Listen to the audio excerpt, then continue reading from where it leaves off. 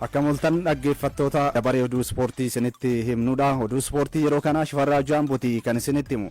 Oduu atileetiksii tanan eegala. Shaampiyoonaa atileetiksii addunyaa marsaa 20ffaa Tookiyootti dorgomaa jiruun har'a fageenya meetira 1500 dubaraan Firiwayinii Haayiluu ni hirmaatti. Firiwayinii Haayiluu gulaalli walakkaa xumuraatiin iddoo kuftee ka'uudhaan daqiiqaa 4 sekondii duwwaa 1 maayikiroo sekondii duwwaa 3 xumuruudhaan sadarkaa sadaffaa ba'uun walakkaa xumuraatiin gara wancaatti yookaan xumuraatti darbite. Fiigicha sa'aatii 10 daqiiqaa 5 irraa eegaluun fiigamu kanaan atileetiin Keeniyaadhaaf Kipyegon tilmaama injifannoo argatteerti. Atileetiin umurii 31 Kipyegon barana fiigichaan riikoordii ishiimaan qabamee ture kan fooyyessite yoo ta'u yeroo afuraffaadha shaampiyoonii addunyaa ta'uuf morkatti. Atileetota 14 dorgommicha irratti hirmaatan keessaa Keeniyaan atileetota 3 hirmaatti. Marta Prezer Spain irraa, Sinclair Johnson fi Nikki Halzer US Ameerikaa irraa, Jessica Hall Austraaliyaa irraa morkattoota ciccimoo ta'uuf eegamu.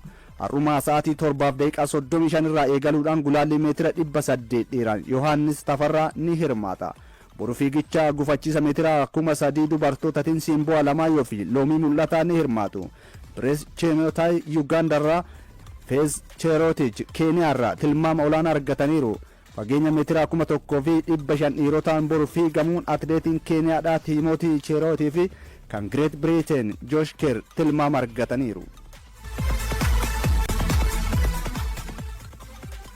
Taphataan cimaan Pirimeer Liigii Itoophiyaa bara 2017 ta'uun kan filatame Haayidar Sharafaa Adaamaaf mallatteesse. Bara darbe madiin Itoophiyaa waliin shaampiyoonii kan ta'e Haayidar Sharafaa kilaba isaa duraanii Adaamaaf mallatteesse. Kilaboota garaa sadii waliin waancaa Pirimeer Liigii Itoophiyaa 4 kan fudhate Haayidar Sharafaa gara Adaamaatti deebi'eera. Taphatichi waliigalteen madiin waliin qabu xumuramuu isaatiin kilabichaan adda ba'e.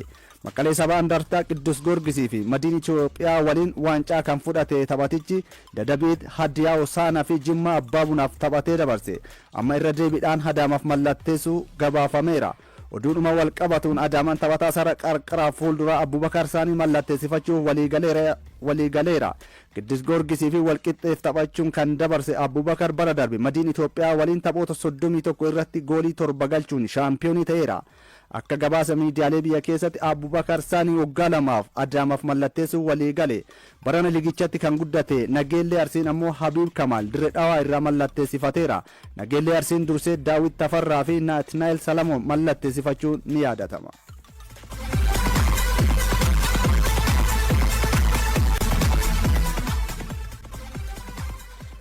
Odeeffannoo maddeen alaatii arganneen Champions League kilaboota Awurooppaa har'a sa'aatii 1 daqiiqaa 45 eegaluudhaan Arsenal Athletic Bilbao waliin kan taphatu ni ta'a. Tapha kana dirree shaampiyoonota kallattiidhaan isin biraan kan ga'u ta'a. Sa'a 1 daqiiqaa 45 eegalee har'uma Real Madrid Olympica Marseille waliin Juventus Borussia Dortmund Tottenham Villarreal waliin ni taphatu. Boru tapha Atletico Madrid Liverpoolis dirree shaampiyoonota kallattiidhaan isin biraan ga'a. Oduudhuma Champions League Awurooppaatii wal qabateettan darba. Liverpool waancaa Champions League Awurooppaa bara kana injifachuuf tilmaama olaanaan kennameefira. Dorgommichaan kilaboonni Ingilaandi tilmaama olaanaa yoo argatan Real Madrid tilmaama salphaatu kenname. Dabalata qabna. It's history for Paris Saint-Germain. Finally they reach the end of the yellow brick road. Finally they can call themselves European champions. Kilaboonni 36 liigiidhaan kan waliin morkatan Champions League Awurooppaa bara 2025-26 waliigalaan taphoonni 189 taphatamuun caamsaa dhufu Hangaarii Budaapestitti Pushkash Areenatti goolabamaa. Kilaboonni Ingilaandi 6 Arsenal, Chelsea, Tottenham, Liverpool, Manchester City fi Newcastle Ingilaand irraa hirmaachuun biyyoota biroo caalaa hirmaannaa olaanaa qabu. PSG shaampiyoonummaa isaa itti fufsiisuuf Real Madrid ammoo yeroo 16ffaaf shaampiyoonii ta'uun riikoordii isaa itti fufsiisuuf morkiin godhanii eegama. Barana dorgommichaan kilaba kamtuu liigichaan kallattiin marsaa 1 hanga 8 xumuruu danda'a. Marsaa mo'atanii darbuu fi shaampiyoonii Awurooppaa ta'uu danda'a kan jedhu xiinxaltoonni kubbaa miilaa tilmaama garaagaraa kennaa jiru. BBC Sportii taphattoota ogeeyyii miidiyaa fi koomentaataroota akkasumas xiinxaltoota garaagaraa irraa yaada fudhateen akkas jechuun tilmaama isaanii barreesse. Barreessaa olaanaa BBC Sportii Phil Macnal dabalatee hedduun isaanii Liverpool shaampiyoonii Awurooppaa ta'a yoo jedhan, gaazexeessaan Spain Julian Balaguer PSG'n shaampiyoonummaa isaa irra deebi'a jechuun tilmaame. Xiinxalaa BBCdha kanaan namoonni 16 gaafataman keessaa 7 Liverpool yoo tilmaaman, 3 Real Madrid fi PSG namoonni 2 Barcelona tilmaaman. Yoo Walcott qofatu Arsenal shaampiyoonii ta'uu danda'a jechuun tilmaama kilaba isaa duriif kenne. Caasaa haaraadhaan liigiin bara darbe dorgomuu kan eegale Champions League'n kilaboota Awurooppaadha. Kilaboonni jajjaboon kallattiin marsaa itti aanutti darbuuf akka itti ulfaate bara darbe mirkaneesseera. Ta'us warri bara darbe tilmaama argatan osoo hin milkaa'in tapha mo'atanii darbuun marsaa 16 kan ga'e PSG shaampiyoonii ta'e. Kubbaa miilaa addunyaa keessumaa liigota jajjaboo fi dorgommiilee Awurooppaadha tilmaamuun kan beekamu Opta Super Computer tilmaama xiinxaltoota kana kan mirkaneessu ta'us xinnoo garaagarummaa qaba. Bara darbe tilmaamni isaa milkaa'uu baatus ragaalee kilaboota haala garaagaraan funaanee tilmaama kan kennu Optas bara dorgommii 2025-26 Liverpool harka 20.4 shaampiyoonii Awurooppaa ta'a jedheen. Akka xiinxalaa kanaatti gareen Arne Slootiin durfamu Liverpool bara darbe marsaa 16 dorgommichaan ala ta'us kan bara kanaa qindoomina addaan dhiyaata. Jijjiirraan maallaqni baase taphattoonni mallatteessifate muuxannoon dorgommii Awurooppaatiin qabu Liverpool caalaa waancaa kana fudhachuu kan danda'u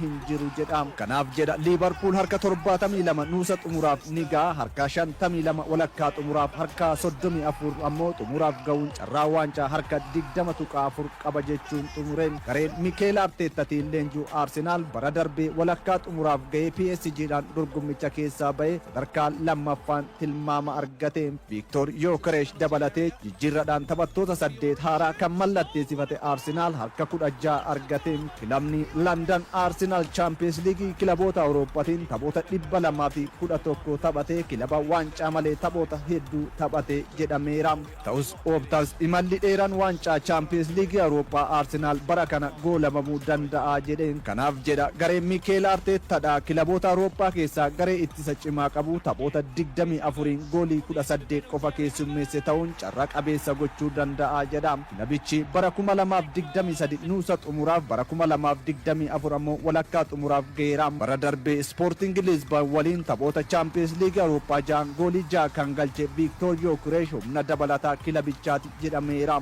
Shaampiyooniin Awurooppaadhaa PSG'n harka 12 yoo tilmaamamu kilaboota Ingilaandi keessaa Manchester City'n harka 8.4 Chelsea'n harka 7 argateen. Tilmaama xiinxaltoota fi Optaa kana kan faalleessu shaampiyooniin dorgommichaa yeroo 15 kilabni warra Los Blancos Real Madrid yoo ta'u bara kanas carraa harka 5.8 qofa qaba jedhameera. Bara darbee Real Madrid nuusa xumuraatiin Arsenaalin dorgommisa keessaa ba'e. Bara kana La Ligaadhaan taphoota hunda injifateera. Kylian Mbappeen waancaa Champions League Awurooppaa barbaada Santiago Bernabeuutti malee wal jala miliqee PSG waancaa fudhate. Barana milkeeffachuuf humna qabu hundaan taphataaf eegama. Xabi Alonso Real Madrid waliin seenaa taphataa ta'e hojjete leenjisummaan dabaaluuf qophaa'eera. Garuu harka 5.8 qofa tilmaamameen. Barcelonaan harka 8.4, Bayern Munich harka 4.3, Inter Milaan fi Newcastle harka 3 tilmaama argatan. He's an academy boy, born and raised at